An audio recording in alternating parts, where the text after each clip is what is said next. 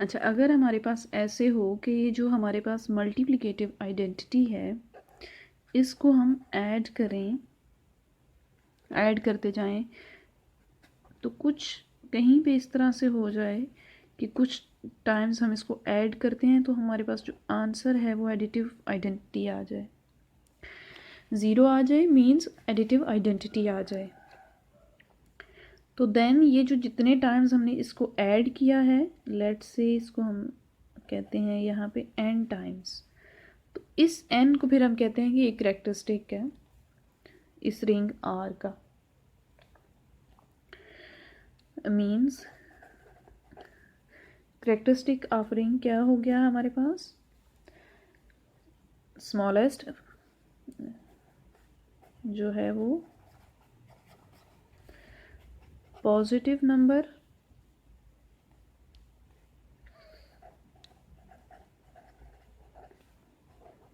n, जो सबसे छोटा ऐसा n है वो वाला हो सकता है। उसके बाद और भी उसके मल्टीपल्स, n के जितने मल्टीपल्स हैं उनके लिए भी ये चीज़ ट्रू होगी, लेकिन जो सबसे छोटा वाला पॉजिटिव नंबर है n, उसको हम कहेंगे कि वो करेक्टरिस्टिक है R का, सच दैट 1+1, यानी ये क्या 1 क्या है इसके यहाँ पे आइडेंटिटी एलिमेंट है, मल्टीप्लिकेटिव आइडेंटिटी, और ये 0 क्या है, एडिटिव आइडेंटिटी है।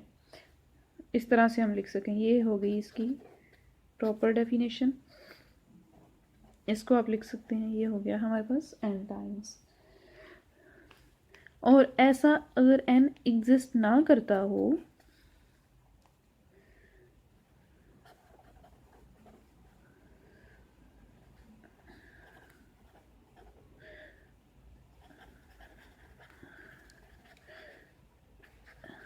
अगर तो ये ऐसा एग्जिस्ट करता है देन तो करेक्टरिस्टिक हो गया n, और अगर एग्जिस्ट नहीं करता तो फिर देन क्या हो जाएगा, अदरवाइज।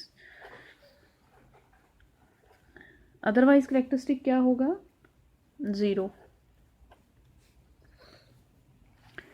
अब आप देखें कि जैसे हम डिस्कस कर रहे थे z वाला केस, तो इसके में हमारे पास इसको अगर हम इस तरह से लें, 1 हमारे पास है मल्टीप्लिकेटिव आइडेंटिटी, इसको आप ऐड करते जाएं, तो क्या आपके कोई ऐसा फाइनाइट नंबर फाइंड कर सकते हैं, कोई भी ऐसा नंबर, या आपको पता हो कि हम इतने टाइम्स इसको ऐड करेंगे तो हमारे पास 0 आएगा, ऐसा नंबर एग्जिस्ट नहीं करता। हमें जो इसकी डेफिनेशन है उसके अकॉर्डिंग हमें आइडिया है, इसको हम जितनी टाइम्स मर्जी ऐड करते जाएं तो हमारे पास ये क्या होगा, 0 के इक्वल नहीं आएगा, ऐसा नहीं है। सो मीन्स इस तरह से कभी भी नहीं होगा इसमें, तो करेक्टरिस्टिक ऑफ z क्या हो जाएगा, 0। अब रिंग के लिए आपने रियल नंबर्स के लिए जैसे देखना था, इसमें भी आप 1 को देखेंगे। सिमिलरली आपने कम्प्लेक्स नंबर्स का कहा था कि उसको कैसे देखेंगे। कम्प्लेक्स नंबर्स में हमारे पास जो मल्टीप्लिकेटिव आइडेंटिटी है वो क्या होती है, कम्प्लेक्स नंबर्स यहाँ पे एडिशन और यहाँ पे मल्टीप्लिकेशन आ जाएगा। ओके, इसमें हमारे पास जो एडिटिव आइडेंटिटी है वो क्या होती है, 0, मीन्स 0 + 0 आए, और जो मल्टीप्लिकेटिव आइडेंटिटी होती है वो हमारे पास क्या होती है, 1, जिसको आप क्या लिखते हैं, 1 + 0 आए। तो क्या ऐसा है कि हम इसको ऐड करते जाएं हमारे पास 0 आ जाए, चेक करें आप, 1 + 1 + 1 करते जाएं तो क्या कभी हमारे पास ये 0 आएगा, जब अगर नहीं आएगा तो फिर करेक्टरिस्टिक क्या होगा, फिर तो 0 होगा, क्योंकि हमने खुद डिफाइन किया है जब ऐसा n एग्जिस्ट नहीं करता तो फिर हम कहेंगे कि इसका करेक्टरिस्टिक 0 है। तो सिंपल सी चीज़ है ये तो। अच्छा, अब ये क्या है, एक और चीज़ जो मैंने लास्ट टाइम आपको लिखवाई थी कि ये चीज़ जो ये वाला n है जो इस कंडीशन को फुलफ़िल करता है। अब हम ज़रा देखते हैं, लेट्स से कोई और हम एलिमेंट कंसिडर कर लेते हैं। a कोई भी एक रिंग का एलिमेंट है। अब हम a को ऐड करते हैं n टाइम्स। a हमारे पास है और करेक्टरिस्टिक ऑफ जो r है ये हम सपोज कर लेते हैं n है। अगर इसका करेक्टरिस्टिक n है तो आप क्या कह सकते हैं कि हम इसको n टाइम्स ऐड करेंगे तो क्या आ जाएगा, 0 आ जाएगा। तो यहाँ पे भी मैंने इसको क्या किया, a को n टाइम्स ऐड कर लिया। a कोई भी आर्बिट्रेरी एलिमेंट है रिंग का। क्या लिख सकते हैं आप, इसको इस तरह से लिख सकते हैं, a इंटू वन जो है आइडेंटिटी एलिमेंट है, मल्टीप्लिकेटिव आइडेंटिटी। रिंग में आपके पास क्या होता है, डिस्ट्रीब्यूटिव लॉ यूज़ करें, क्या आ जाएगा आपके पास, यह आ जाएगा। तो करेक्टरिस्टिक इसका n है तो इसके लिए क्या होगा, ये चीज़ 0। और ये हम रिंग की जो प्रॉपर्टीज़ में हम इसको प्रूव कर चुके हैं, ये किसके इक्वल होगा, 0 के। तो इट मीन्स जो रिंग का करेक्टरिस्टिक होता है n, वो रिंग के सारे एलिमेंट्स, कोई भी आप एलिमेंट ले लें आर्बिट्रेरी, तो उनके लिए ये ट्रू होगा कि उसको आप n टाइम्स ऐड करें तो आपके पास क्या आएगा, 0 आ जाएगा। इसी को आप क्या लिख सकते हैं, इसको आप क्या लिख सकते हैं, इसको आप यूं भी तो लिख सकते हैं n इंटू ए। तो ये लास्ट टाइम तो हमने ये लिखा था, जस्ट एक ही बात है, जैसे आप चाहें लिख लें, लेकिन बेसिक इसका आइडिया ये था।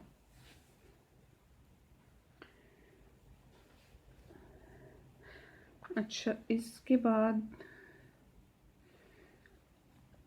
हमने बाकी जो Z6 वगैरह के लिए डिस्कस कर लिया था कि उसमें हमारे पास किस तरह से,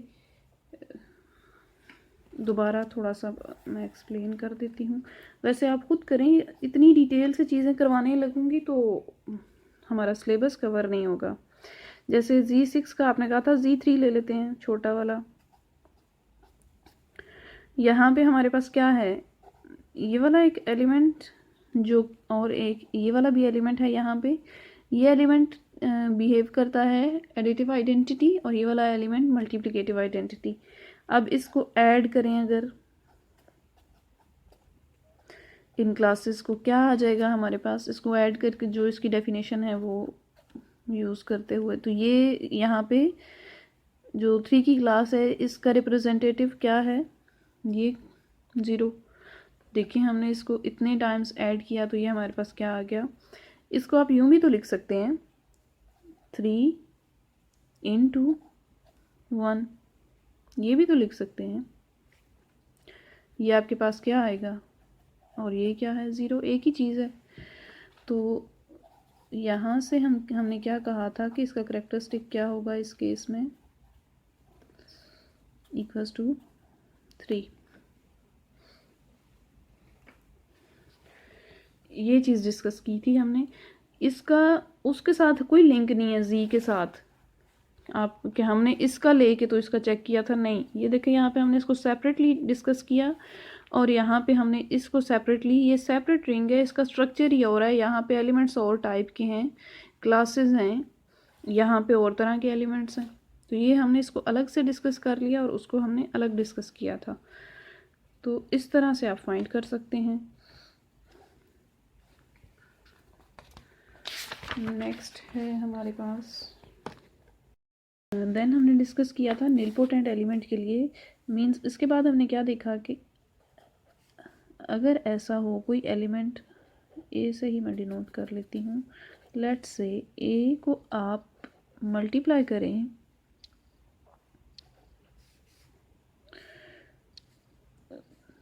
और आपके पास जो है यहाँ पे इनको मल्टीप्लाई करने से क्या आ जाए, 0। 0 मीन्स के एडिटिव आइडेंटिटी आ जाए।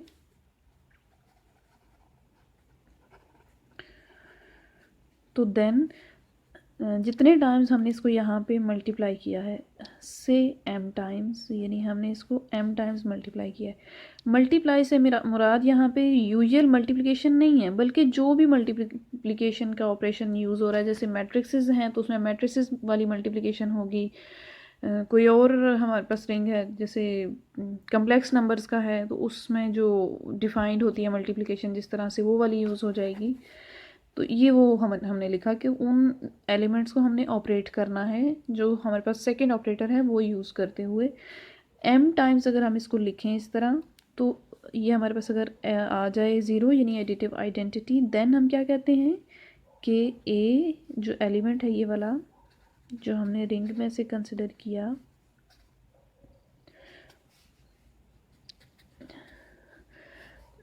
a को फिर हम क्या कहेंगे इज़ निलपोटेंट। इसकी मैंने आपको एग्जांपल करवानी थी आज नील और कुछ रिजल्ट भी करवाने थे। अच्छा, इसको हम कहेंगे निलपोटेंट।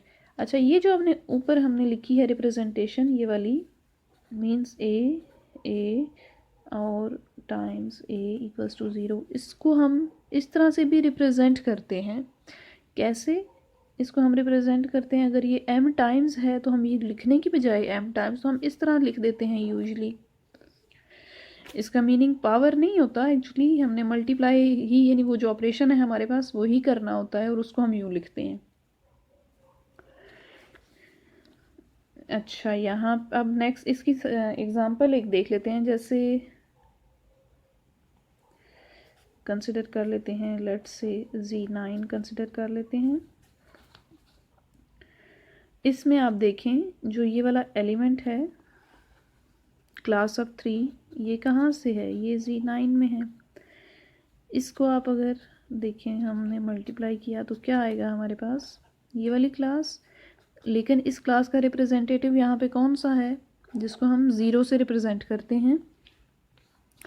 तो हमने क्या देखा कि इसको जब हमने 3 को 3 के साथ मल्टीप्लाई किया हमारे पास क्या आया ज़ीरो की क्लास। इट मीन्स कि ये जो एलिमेंट है यहाँ पे क्लास ऑफ 3 ये क्या है निलपोटेंट एलिमेंट है,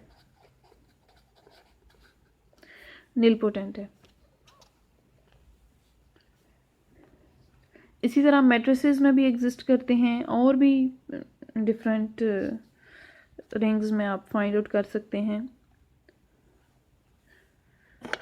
इससे रेलेवेंट कुछ रिजल्ट्स देख लेते हैं।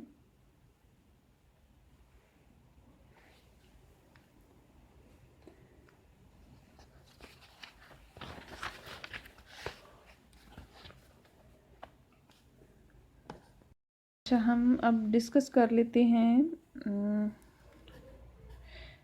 ZN को ही, क्योंकि इससे रिलेटेड हम एग्जांपल करेंगे तो कुछ जर्नल इसकी वेरिएशन देख लेते हैं। लेट्स से ये हमारे पास रिंग है तो अगर हम n को रिप्रेजेंट कर सकें इस फॉर्म में, जबकि a और b क्या है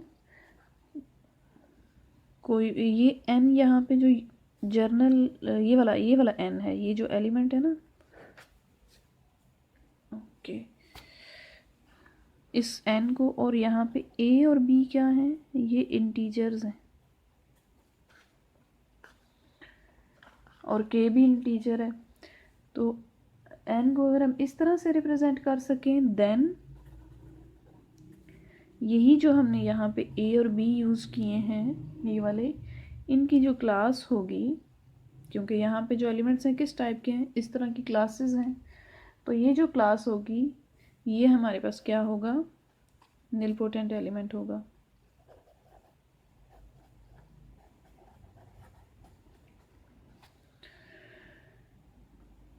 निलपोटेंट हो जाएगा। ओके, इसका थोड़ा सा हम देख भी लेते हैं कि क्या निलपोटेंट इन ZN लिख लेते हैं। चलें, इसको हम सॉल्यूशन देख लेते हैं कि क्या ऐसा होगा। हमने चेक क्या करना है, हमें गिवन क्या है कि n को हम रिप्रेजेंट कर सकते हैं इस फॉर्म में, और चेक हमने क्या करना है, हमने ये देखना है कि क्या हमारे पास ये जो एलिमेंट है a b कि क्या ये निलपोटेंट है